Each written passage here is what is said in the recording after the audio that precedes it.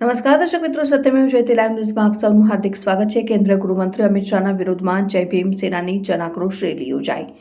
વડોદરાના ભગતસિંહ ચોક ખાતેથી લઈ કમાટી બાગ ખાતે બાબા સાહેબ આંબેડકર વૃક્ષ ખાતે સમાપન કરશે રેલી।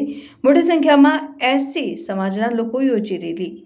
ભારત રત્ન બાબા સાહેબ આંબેડકરની છબી તેમજ બેનર પોસ્ટર સાથે રેલી યોજાઈ। સંસદમાં કેન્દ્રીય ગૃહમંત્રી અમિત શાહ દ્વારા કરવામાં આવેલી ટિપ્પણીને લઈને જય ભીમ સેનાની જય આક્રોશ રેલી યોજાઈ। જનાક્રોશ રેલીમાં જય ભીમ સેના દ્વારા પુતળા દહનનો કાર્યક્રમને પોલીસે અટકાવી કેન્દ્રીય ગૃહમંત્રી અમિત શાહને સસ્પેન્ડ કરવા જોઈએ તેવી માંગ સરકાર પાસે જય ભીમ સેના દ્વારા કરવામાં આવી છે। આજે જન આક્રોશ રેલી રાખવામાં આવી છે, જે આપણા અમિત શાહ એમને સંસદની અંદર બાબા સાહેબનું ઇન્સલ્ટ કરેલું છે કે આંબેડકર આંબેડકર આંબેડકર એ ફેશન થઈ ગઈ છે। એટલી વાર ભગવાનનું નામ લીધું હોત તો 7 વાર સ્વર્ગમાં જવાત। તો ભાઈ કોઈએ તમને રોક્યા નથી, તમે સ્વર્ગમાં જઈ શકો છો। અમે તો આંબેડકર આંબેડકર કરવાના જ છે।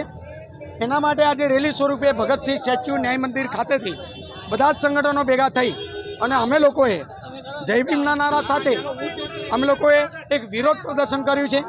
અને અમારે માફી જોઈતી નથી, અમારે સોરી નથી જોઈતી। અમિત શાહને ડાયરેક્ટ ત્યાંથી સસ્પેન્ડ કરવામાં આવે, પાર્ટીમાંથી બેદખલ કરવામાં આવે। તેવા આવા લોકો જ્યારે બેસશે તો દેશનું શું બોલું કરશે? જેને સંવિધાનના રચિતા હોય અને બાબા સાહેબે બંધારણ લખ્યું હોય અને દેશ બંધારણના લીધે ચાલતો હોય અને એનું અપમાન અમારા જેવા ભીમ યોદ્ધાઓ સહન નહીં કરી શકે। જો આવું નહીં કરવામાં આવે તો નજીકના સમયની અંદર આ તો બરોડા છે, ઠેર ઠેર વિદેશની અંદર પણ આ બધું એનો એ થયો જ છે વિરોધ। પરંતુ આવનાર સમયની અંદર લાખો પબ્લિકની અંદર અમે દિલ્હી પાર્લામેન્ટ સુધી પહોંચી જઈશું।